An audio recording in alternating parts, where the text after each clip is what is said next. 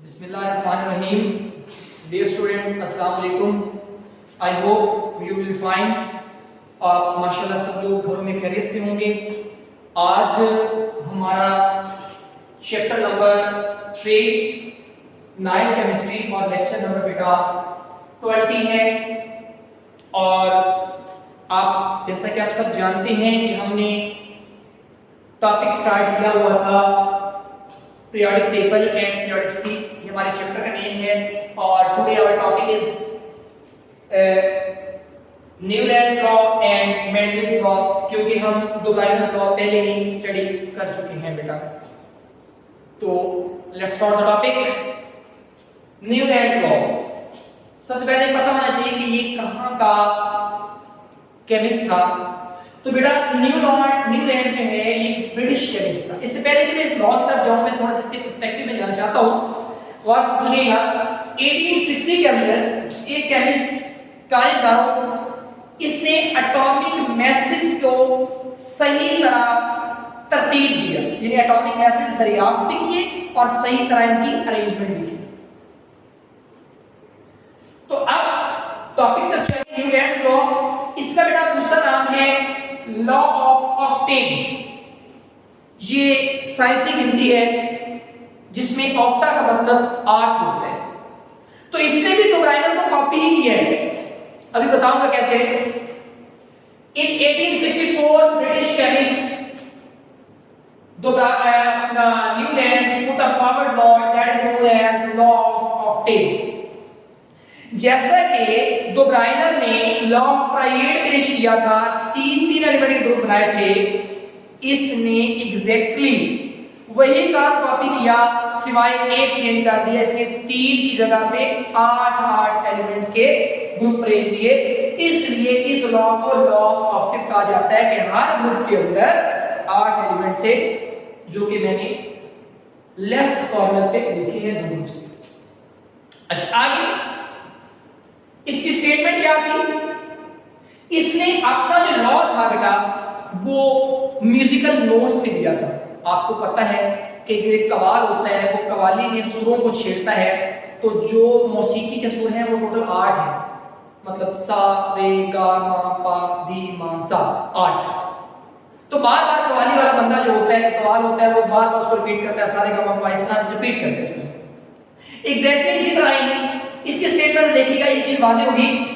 he noted that there was a repetition in chemical property of every 8 element.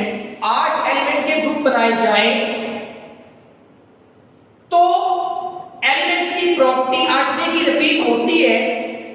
If they were arrange, अगर उनको arrange किया जाए by increasing atomic mass. Atomic mass बढ़ते हुए atomic mass, पहले का atomic mass कम हो और 8वें का ज्यादा.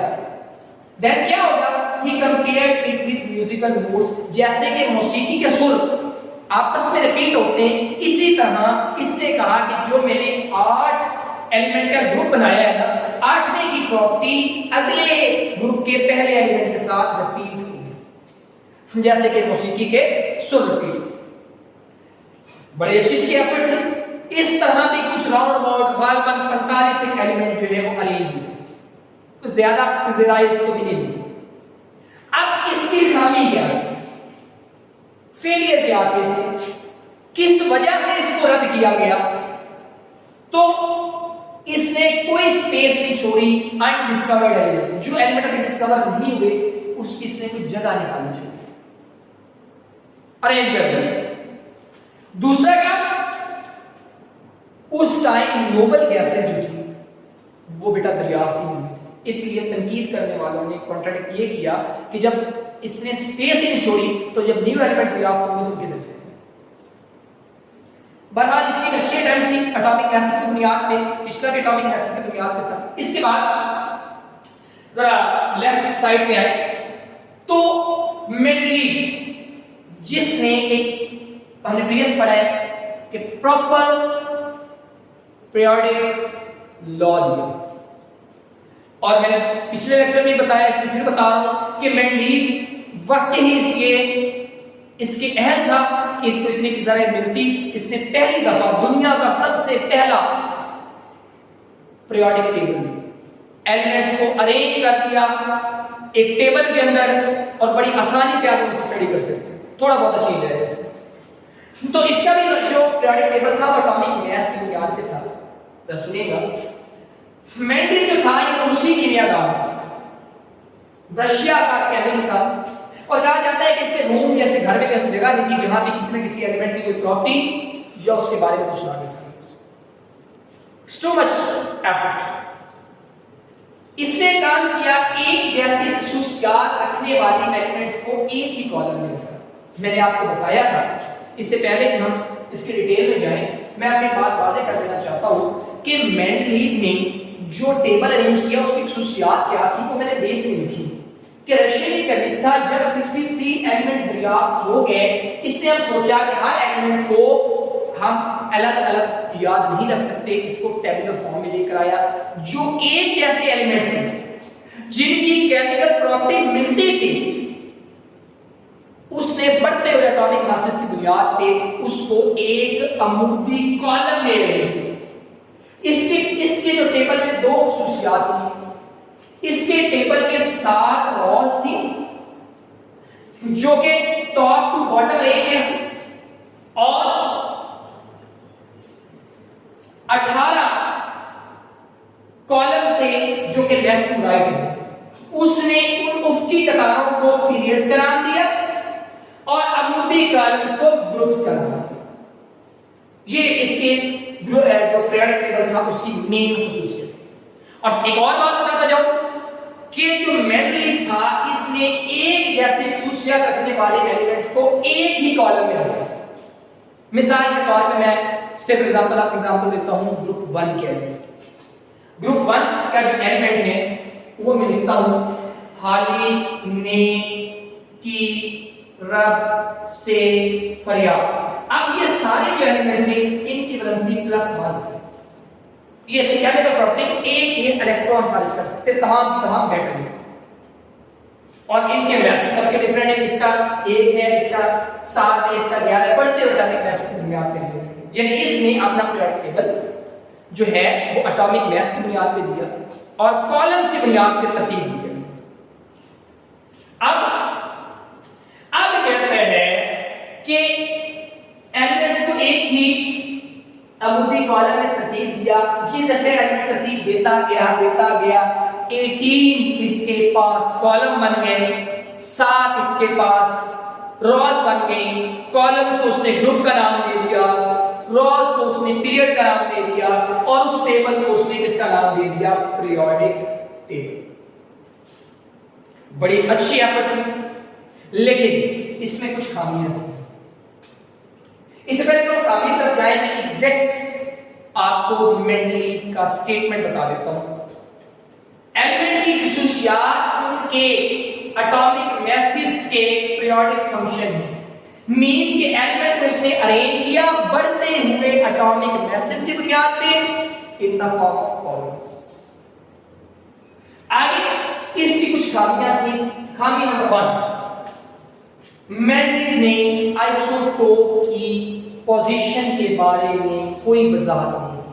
जैसे अगर मैं बात करूं कि भाई क्लोरीन के 2 आइसोटोप, इसकी पोजीशन के बारे में मेंडलीव ने कोई वजाहत नहीं।